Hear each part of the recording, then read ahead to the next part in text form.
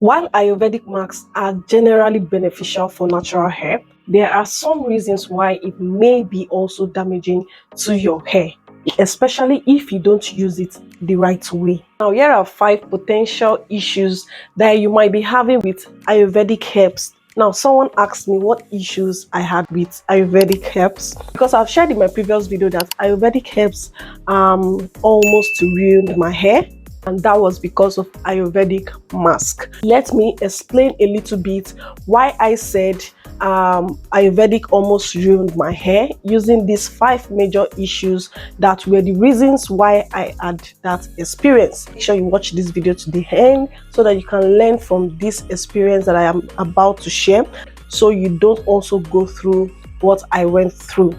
The reason why Ayurveda may not be working for you: number 1, improper mixing or ingredient ratio. You have to know how to properly mix your herbs together and in what ratio as per each ingredient. Some Ayurvedic herb like amla, henna can be drying when you use them in excess. So if this mask is not mixed with enough moisture-rich ingredients like your oils, your conditioners, they are going to cause your hair to be dry, and which will eventually lead to breakage, because dry hair of course breaks. So when you're mixing your ingredients, make sure that you're mixing it with something that has a little bit of moisture in it so that it's balanced on both sides.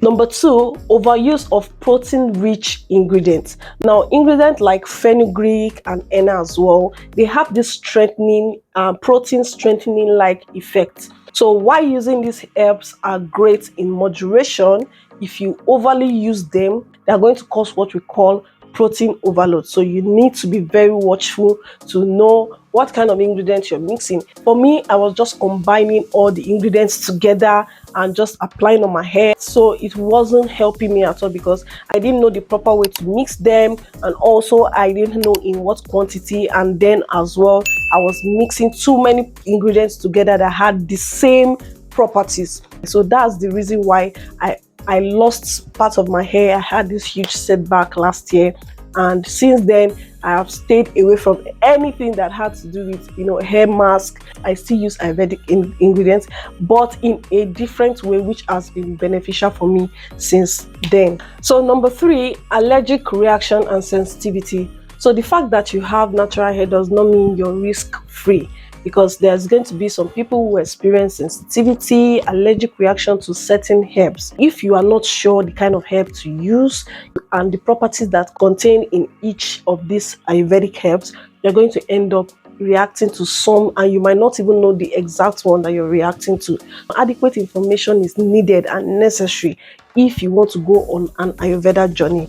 Make sure you are researching on each of these herbs to know what and what that you're sensitive to, what ingredient that your scalp might not be able to tolerate, and the rest of them. If you don't properly check this, you might end up with scalp inflammation, itchiness, and even dandruff as well, and that might lead to hair loss. This is one aspect that is very, very important, because I believe some of us just hear Ayurvedic treatment, it helps to grow your hair, and you just jump on it. You are not even sure which you should be using per time, and what ingredients is even contained in some of these herbs that might not be okay for your own hair. Sometimes some things that is good can also be bad for some people, so you still need some study, some research to be able to know if this particular herb that you've heard of that is good, that is great, is actually okay for your own hair, for your own scalp, so that will prevent any issues at all. Number 4, inadequate rinsing. Now, this is one point I feel a lot of people, this is the reason why even myself had that issue with Ayurvedic mask, because some of these Ayurvedic masks like fenugreek, they might have, even after blending them, they'll still have this roughy texture, so you still need to sieve them properly. And even at that, after applying it to your hair, you need to make sure that you rinse your hair thoroughly. You must be very sure that you've completely rinsed out these herbs from your hair. If it means you getting someone to have a look on at your hair strands, your scalp, to be sure that you took out all the ingredients. The effect of this is that residues left behind are going to cause product buildup. They are going to cause a lot of buildup, which might lead to clogged follicles, then cause dandruff and hair that feels overly weighty and dry. So it is very, very important, I mean, to rinse and rinse and rinse and rinse and rinse your hair to make sure that you get all that particles out of your hair, because if they remain there, it could be the reason why you're having dry hair that is constantly breaking, and especially if you're the type that you're consistently using all this mask on your hair. Number 5, some of these Ayurvedic herbs can disrupt the pH balance of your hair. We all know that pH is very, very important when it comes to using products and also things that we apply to our hair for hair growth. It is important that we know the pH value of each product or things that we apply to our hair so that it can be balanced with the pH of our scalp and of our hair. Some of these Ayurvedic herbs can have high or low pH that can disrupt the natural balance of our hair.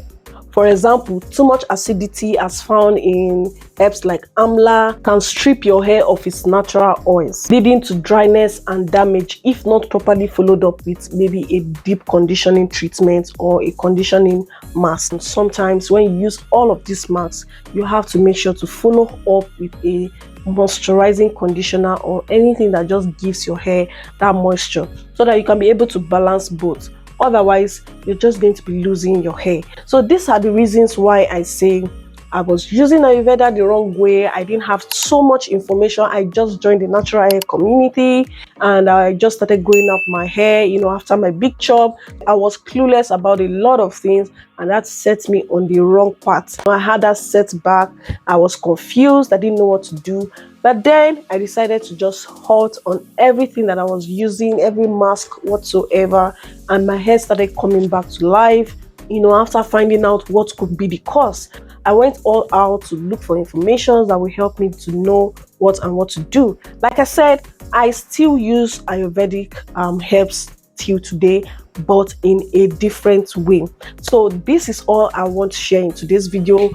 If Ayurveda treatment is something that you want to go into, I'm going to be sharing in another video what you can actually do to get the best of the best out of Ayurvedic treatment. I've started using amla for some time, but I don't want to say anything about it until I can see the result and all that. So, but there is a way to, help yourself to be able to use Ayurveda the proper way so that you can get the most benefit out of it. I'm going to be sharing that in another video, and also what I did, like the switch I had to make so that I could be able to still use Ayurvedic treatment while still growing my hair and avoiding all this dryness and breakage that I experienced in the past. So if you want to see that, do make sure to click on the like button of this video, subscribe to the channel, and I'll see you guys in my next one. Bye.